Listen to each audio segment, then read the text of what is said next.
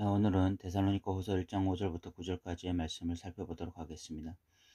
우리는 지난 시간에 데살로니가 교회 안에 이 환란에 대해서 박해가 이루어지고 있다는 사실을 살펴보았습니다. 이 데살로니가 교회는 태생부터 환란으로 시작한 교회입니다. 그리고 데살로니가 전서에 보니 계속된 환란이 존재했던 교회입니다. 그리고 데살로니가 후서를 보니까 그 환란에 더해서 박해가 이어지고 있었던 교회입니다. 그러니까 데살로니가 교회는 환란의 강도가 점점 강해지고 있었던 교회입니다. 여러분들이 데살로니가 교회 성도들이라면 어떤 느낌을 받겠습니까? 또는 무슨 생각이 들겠습니까? 데살로니가 교회는 대부분 이방인들로 구성되어 있는 교회였습니다. 이들은 사도 바울이 해당에서 복음을 전했을 때 이것이 진리라는 것을 깨닫고 진리를 받아들인 자들이었습니다. 그 중에는 기부인들도 있었고 하나님을 두려워하는 이방인들도 있었습니다. 그런데 그들이 처음부터 예수 믿고 고난을 받아야지 하는 마음으로 예수님을 믿지는 않았을 것입니다. 단지 그들이 확신한 것은 하나님이 살아계시고 예수님이 그 아들이시며 우리를 위해서 죽었다가 부활하셨고 만왕의 왕으로 다시 땅에 오실 것이라는 이 사실을 진리로 받아들이고 그리스도인이 되었을 것입니다. 그런데 사도 바울은 그들에게 데살로니가 전서 3장 4절에 보면 장차 받을 환란에 대해서 미리 설교를 한 상태였습니다. 여러분, 3개월 사역하면서 환란을 미리 말했다는 것은 대단한 일이 아닐 수 없었습니다. 그런데 이렇게 할 수 있었던 이유가 두 가지 정도 있는데, 첫 번째가 데살로니가 지역 안에 유대인들의 실질적인 핍박이 있었기 때문에 그런 핍박에 대해서 어떤 태도를 취해야 될지를 미리 사도 바울이 말한 것이고, 두 번째가 데살로니가 교회가 하나님의 말씀 중 어떤 것을 취사 선택하려는 태도를 가지지 않고 하나님의 말씀이라면 어떤 말씀이든지 소화하려는 태도. 사도 바울로부터 하나님의 말씀이 선포될 때 이것을 사람의 말로 받지 아니하고 하나님의 말씀으로 받을 수 있는 그런 태도를 가지고 있었기 때문입니다. 그리고 데살로니가 교회는 지금까지 환란을 대해서 잘 대처해 왔습니다. 사도 바울도 데살로니가 전서 1장 6절에 이렇게 말합니다. 또 너희는 많은 환란 가운데서 성령의 기쁨으로 말씀을 받아 우리와 주를 본받는 자 되었으니, 데살로니가 교회는 환란 가운데서도 성령의 기쁨으로 말씀을 받는 귀한 교회였으며, 그런 상황 가운데서도 어찌하든지 주와 이 사도인 바울을 본받고자, 다시 말해서 신앙으로 살고자 늘 몸부림치던 교회였습니다. 너무너무 귀한 교회죠. 그런데 지금 사도 바울이 급하게 데살로니가 후서를 쓸 수밖에 없었던 것은 이 환란의 강도가 데살로니가 교회가 감당하기에는 버거운 수준이 되고 있기 때문이었습니다. 이것은 마치 배가 항해를 항했는데 몇 번 이 풍랑을 잘 이겨냈지만, 그러나 그런 몇 번의 풍랑을 이겨내었다고 안심할 수 없는 것이 그 배가 감당하지 못할 풍랑이 이제 다가오는 것과 같습니다. 이때 데살로니가 교회라는 배가 자칫 잘못하면 이 환란이라는 풍랑 앞에 전복하고 파손할 수밖에 없었던 상황이었던 것입니다. 그래서 사도 바울은 급하게 데살로니가 후서를 쓸 수밖에 없었던 것입니다. 그런데 앞서 말씀드린 것처럼 여러분들이 데살로니가 성도들이라고 한번 생각해 보십시오. 환란에 대해서 잘 대처해 오고 있었는데 이제 이 환란 정도가 아니라 본격적인 박해가 일어나고 있는 상황이었습니다. 여러분들이 데살로니가 성도들이라면 무슨 생각을 하시겠습니까? 이런 환란 박해가 끝없이 파도가 밀려오듯 또 밀려오고 또 밀려올 때 무슨 생각을 하시겠어요? 한번 이겼으니 또 이기겠지, 이렇게 낭만적으로 생각하시겠습니까? 아니면 왜 우리가 이런 시련을 계속 겪어야 하나, 이런 생각이 들기 시작하겠습니까? 사도 바울 역시 아직까지는 데살로니가 교회가 잘 견디고 있지만 곧 왜 우리만 이런 고난을 겪어야 되느냐, 그리고 왜 이 고난이 끝나지 않느냐, 고난이 끝나지 않는 것을 넘어서 왜 이렇게 고난의 강도가 점점 강해지느냐, 이런 생각에 이 데살로니가 교회가 사로잡히고, 결국 그래서 불신앙적인 생각들에 이 교회가 지배를 당할까 봐, 그래서 낙심하고 절망할까 봐 데살로니가 교회에 대한 이 환난과 박해를 어떤 식으로 신학적 안목으로 바라보고 또 이것에 대해서 믿음으로 해결해야 되는지, 그 해결점을 말하기 위해서 오늘 5절부터 9절까지의 말씀을 전하고 있는 것입니다. 내용의 핵심은 이것입니다. 하나님은 공의의 하나님이시라는 것입니다. 공의의 하나님이 이 모든 상황을 누구보다 더 정확하게 알고 계시고 행한 대로 반드시 갚으실 것이라는 것입니다. 그러므로 그 공의 하나님을 깊이 묵상하면서 이 어려운 상황을 이겨내라 라는 것이 이 5절부터 9절까지의 말씀입니다. 5절을 한번 읽어보겠습니다. 이는 하나님의 공의로운 심판의 표요 너희로 하여금 하나님의 나라에 합당한 자로 여김을 받게 하려 함이니 그 나라를 위하여 너희가 또한 고난을 받느니라. 사도 바울은 이 어려운 고난의 상황을 보통 사람들은 전혀 볼 수 없는 영적 안목으로 해석해냅니다.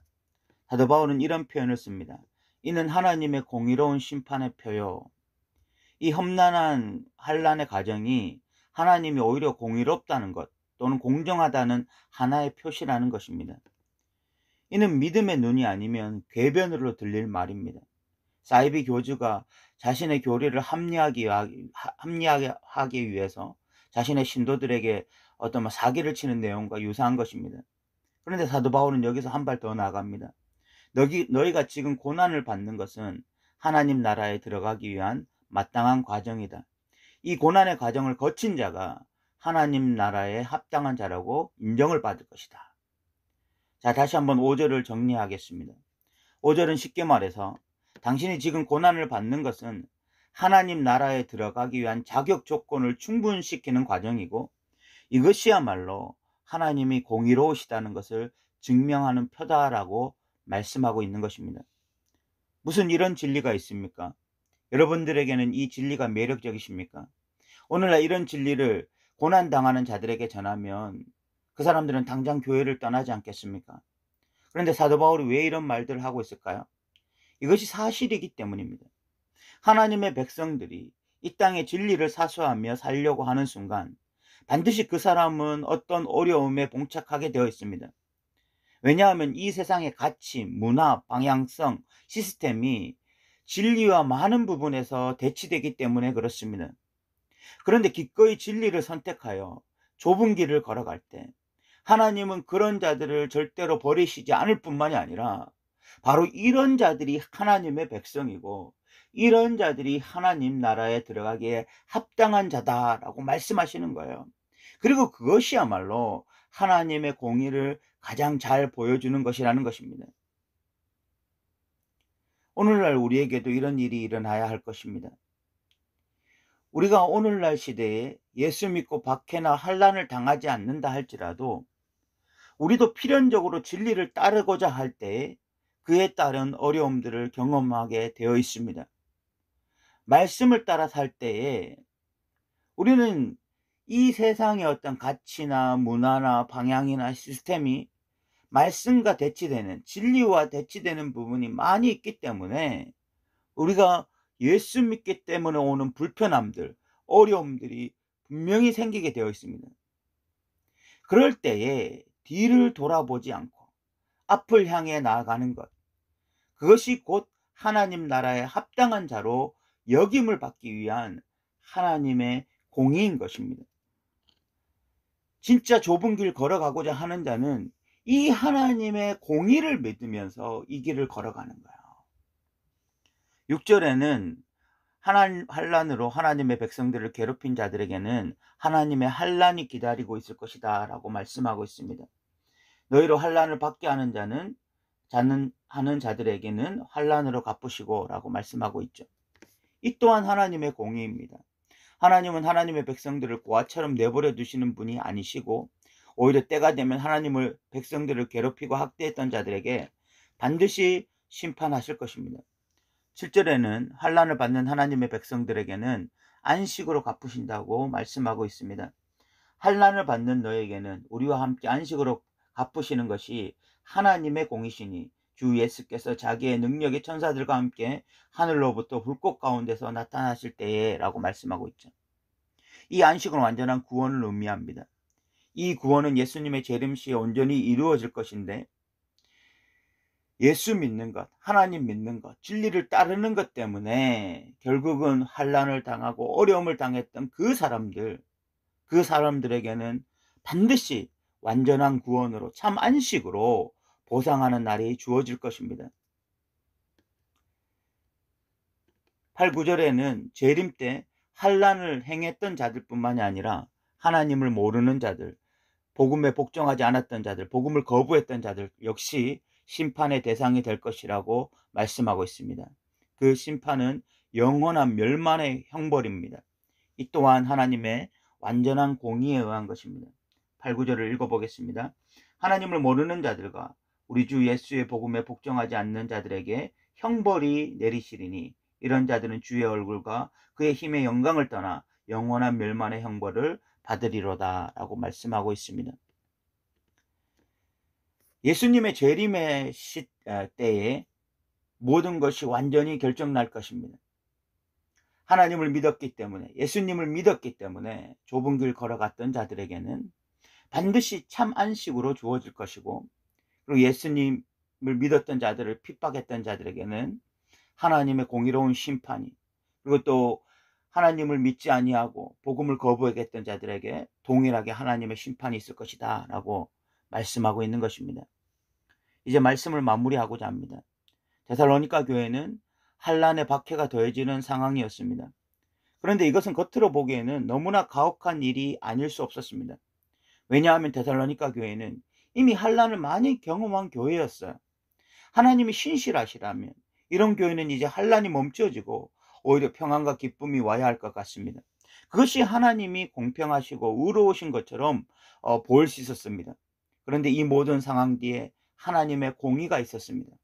데살로니가 교회 성도들이 환난을 받는 것은 아이러니하게 하나님의 백성이기 때문이었습니다. 그리고 그들은 환난을 당당히 통과하여 하나님 나라에 들어갈 것인데 이건 역시 하나님의 공의였습니다. 그리고 예수님의 재림 시에 그들은 하나님이 주시는 가장 귀한 안식을 누리게 될 것이었습니다. 반대로 하나님의 백성들을 학대하고 괴롭히던 자들에게는 반드시 심판이 있을 것입니다. 그 심판은 영원한 형벌이었습니다. 그러므로 하나님의 백성들은 이 공의의 하나님을 바라보면서 또 신뢰하면서 환난 가운데서 끝까지 인내로 소망으로 다름질해야 했습니다. 이것이 구원받는 자의 마땅한 바였습니다. 오늘날 우리 그리스도인들은 환난에 대해서 어떤 태도를 취하며 살아가고 있을까요? 우리는 이 환난 뒤에 계신 공의의 하나님을 바라볼 수 있는 영적 안목이 있을까요? 이 동영상을 듣고 있는 우리는 이 환난이 하나님 나라에 들어가기 위한 마땅히 우리에게 주어진 것이라는 것을 기억하고, 그러나 우리가 이 환난을 잘 견뎌내는 것이 곧 공의로우신 하나님 앞에서 구원을 완성해가는 가장 중요한 도구 중에 하나라는 사실을 확신하여 인내와 믿음으로 환난을 잘 통과해 나가는 믿음의 사람들 되시기를 소망합니다. 오늘도 들어주셔서 감사합니다.